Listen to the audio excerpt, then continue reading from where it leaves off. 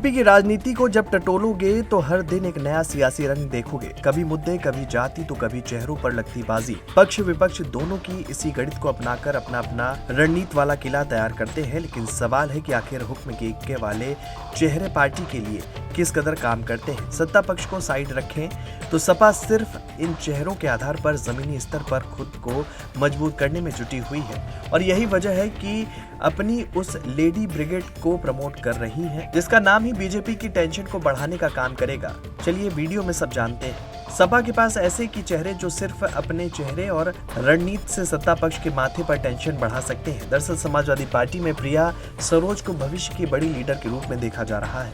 अखिलेश यादव उन्हें लगातार प्रमोट कर रहे हैं क्योंकि पार्टी चाहती है कि एसपी में नई पीढ़ी का चेहरा बने और 2027 के विधानसभा चुनाव में युवा और महिला वोटर्स को खासतौर पर आकर्षित किया जा सके। अभी तक प्रिया की रणनीति और उनके काम करने के अंदाज लोगों को इतना भाते हैं कि लोग प्रिया को पूर्वांचल का डिम्पल कहते हैं, क्योंकि डिम्पल यादव जिस तरह पूरे यूपी में सपा की महिला और पारिवारिक छवि की प्रतीक, ठीक उसी तरह प्रिया सरोज पूर्वांचल क्षेत्र में सपा की नई उम्मीद और महिला लीडरशिप का चेहरा बन रही है। डिम्पल यादव अवध क्षेत्र की और मुलायम सिंह यादव परिवार से जुड़ी हैं, जबकि प्रिया तूफानी सरोज की बेटी है जो पूर्वांचल के दिग्गज नेता और केराकत विधायक हैं।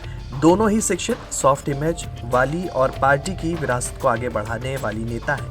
प्रिया सुप्रीम कोर्ट की वकील हैं जो उन्हें डिम्पल से एक अलग, आधुनिक और पेशेवर छवि देती है।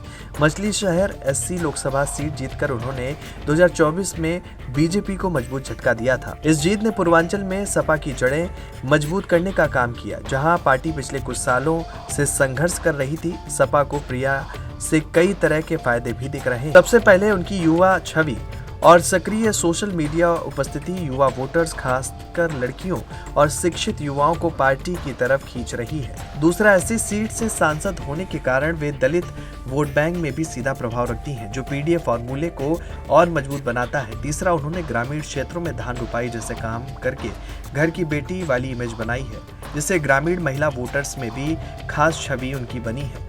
लेकिन सिर्फ उनकी राजनीति नहीं बल्कि उनकी सगाई ने एक और बड़ा ब्रांडिंग एंगल जोड़ा है। क्रिकेट और राजनीति का ये मेल सपा को आधुनिक और युवा पार्टी के रूप में पेश करने में मदद कर रहा है। युवा चेहरा, नई सियासी पहचान, महिला वोटरों पर फोकस, पीडीए रणनीति को मजबूती, पुराने चेहरों से अलग प्रयोग, 2027 चुनाव की तैयारी, अखिलेश का नया फॉर्मूला। और यही वजह है कि अखिलेश यादव इसी फॉर्मूले को 2027 के चुनाव में इस्तेमाल करना चाहते हैं।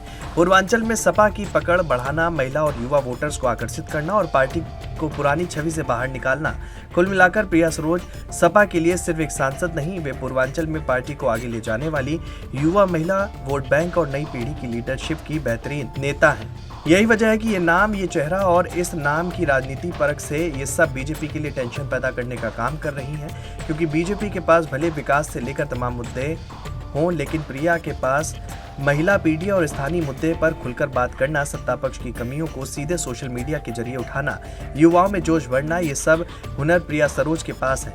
लिहाजा अखिलेश भी 2027 में इस चेहरे पर उम्मीद लगा अपनी रणनीति तैयार कर रहे हैं। लेकिन यहाँ पर बीजेपी के पास एक ऐसा हुक्म का इक्का है जो काफी हद तक इस चेहरे के साथ कंपटीशन तगड़ा कर सकता है। रागिनी सरोज वो चेहरा जो अक्सर प्रिया के साथ ठना रहता है, लिहाजा समीकरण दोनों तरफ से सेट हो रहे हैं और इसका फैसला वक्त ही करेगा कि अखिलेश यादव का भरोसा जनता तक पहुंचेगा या बीजेपी की रणनीति कर देगी कोई खेला। अगर देखा जाए तो 2027 में प्रिया सरोज का प्रदर्शन इस बात को साबित करेगा कि वाकई में वो अखिलेश के भरोसे पर खड़ी हो पाई हैं या नहीं। क्योंकि देखा जाए तो अगर अखिलेश यादव यानी कि समाजवादी का 2027 में अच्छा प्रदर्शन रहा तो निश्चित तौर पर प्रिया सरोज का उसमें काफ़ी ज़्यादा हाथ भी रहेगा, क्योंकि पार्टी अब इन पर भरोसा भी जता रही है।